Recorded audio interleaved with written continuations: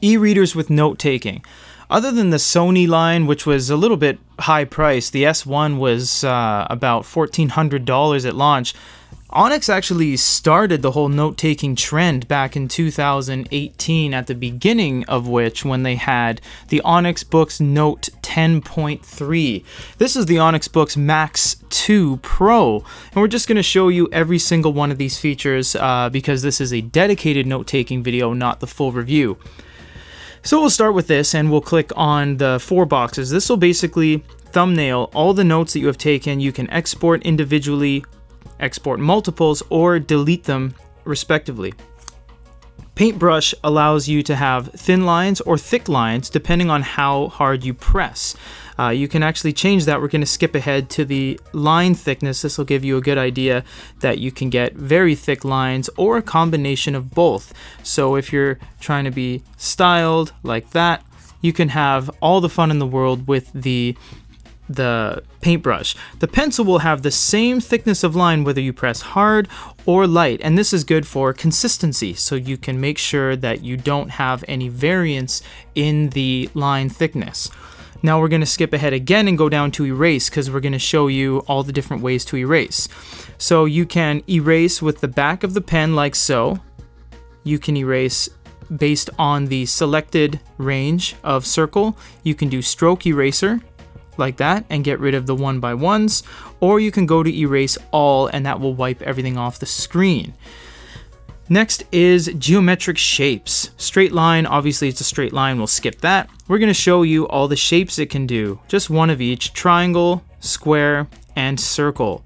And I think that resembles something from Harry Potter, the whole ring cape thing. I'm not too sure, I only saw the series once. So that is a really cool feature, and what we can do next is do the lasso. So we can lasso the respected range and move this around as one image, and it's actually technically PNG transparent, so you can put it over other images. You can rotate it, you can make it long, make it big, you can stretch it away from its proportions, or you can hold proportions by having the corner being dragged. This thing is incredible because now this is breaking down the walls of having a dedicated note-taking device like the Remarkable, because this is doing all the things the Remarkable can do, minus layers.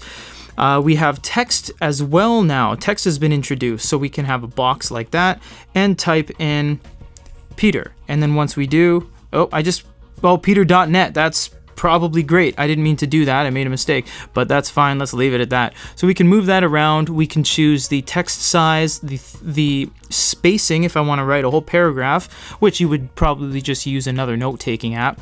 Boldness, underlines, italic, and you can do copy, and just delete everything as you see fit. This is a very, very nice feature to have because, once again, you're breaking down the walls of going off and buying something that can do this. When you buy something that is an all-in-one, heck, this thing can act as a secondary monitor via HDMI, which will show you in another video. We have black and white ink, and if you're wondering what I mean by that, I'll show you. I'll go to the paintbrush and draw, color in a black splotch as best I can. I can choose the white color, which is basically just erasing, but it is drawing white on the screen. Very detailed, I might add too. And this is with the paintbrush. Look how intricate you can write little things. You can draw some pretty amazing portraits with this thing. We'll go back to black ink for the remainder of this. This one's really cool. I like this one the most. This one has backgrounds, and of course you can just load a PDF in and scribble on a PDF any background you wish. This one's really cool because you have already preset ones like music sheets. You can make your next Beethoven sonata. I don't know how to, I used to play piano, but yeah, you can make your music notes.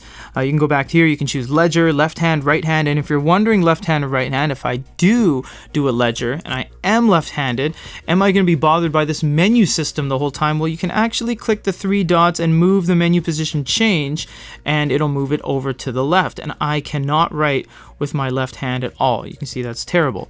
So we'll move it back to the other side for the remainder of this. If you get too much staining on the screen, you can actually press the refresh button and it just does a quick wipe. And that will allow you to continue drawing very accurately. You can disable the touchscreen, although you don't need to because the palm rejection technology is so good.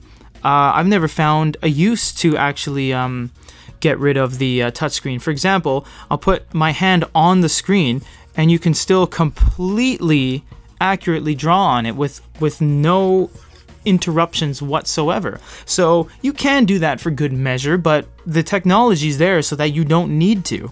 You have export. You can do exported page, PNG, or export all export pages, which is basically export all your pages. Export success, it sends it to your hard drive on the device. You can jump to it or just press OK and dismiss it. You do have back for undo and forward for redo, and you also have search, so you can search through things that you have written with the text. You can add a page very easily, add all the pages you want, and save them accordingly. This thing has a lot of functionality, and it has, like I said, it does things that devices that you pay top dollar for, more so than this, would do. And you see that we have wiped away everything, so we can now draw from corner to corner. And people always ask us how far you can draw on this thing. This has the greatest range of any note-taking device. There's no borders that cut you off. You can get rid of the menu. It's absolutely edge to edge drawing, and it's very nice. We're just gonna do some light writing now because people always ask me to write big for the camera, but small so we can see what it looks like when you write small. So I'll just write my name. Peter has the Onyx. And I'll write a little bit smaller now. Peter has the Onyx, and I'll write like you're writing, I don't know, like a form or something really small.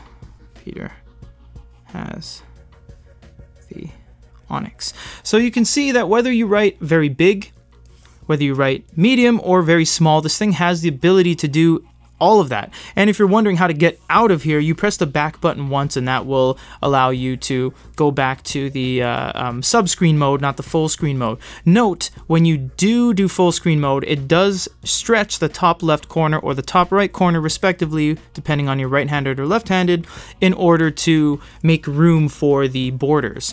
That's basically all there is to the note-taking experience. There is a lot here. We kind of glanced over it on the review video, but we wanted to do a dedicated video on this because there's so much to it. The next thing, and the only thing I can think of for them to be able to improve this tenfold, would be to just add something right here to have layers that would just have, like the Remarkable, have multiple things over top, so you can draw your portrait or your cell drawing, and if you want to see how movement looks, you can add a layer to, you know, show him moving or something, and you can always delete the top layer without affecting the bottom one. But all in all, this thing does 98% of what other devices that are dedicated do, but it does so much more. This thing is fully loaded. Like I said, it can export to a secondary monitor. You have Android on it. You can sideload anything you want. Amazon Kindle. This thing is fully loaded device, and it's actually priced cheaper than other devices that do less than this. For GoodEreader.com and a note-taking experience on the Onyx Boox Max 2 Pro limited edition, this is Peter.